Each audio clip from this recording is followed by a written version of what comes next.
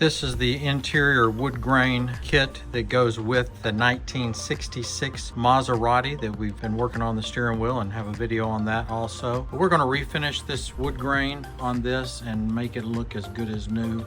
Somehow the dash did not wear as badly, but we're redoing it as well. It's going to look all amazing when we finish, so we'll get this all cleaned up, get that old wood sanded up and get down to some fresh wood grain that will take the finish and then finish it back to new. So we'll see what happens after we transform this Maserati wood grain interior. All right, we've got this gorgeous 1966 Maserati wood interior all finished out, looking better than factory new. Absolutely. Look at that in that wood finish. So we stripped all these pieces down, restained, resealed, refinished, and then hand sanding and buffing to that high gloss premium finish. Looks amazing. This customer is going to love what he gets. And as always at Craft Customs, you're going to love what you get. We guarantee it.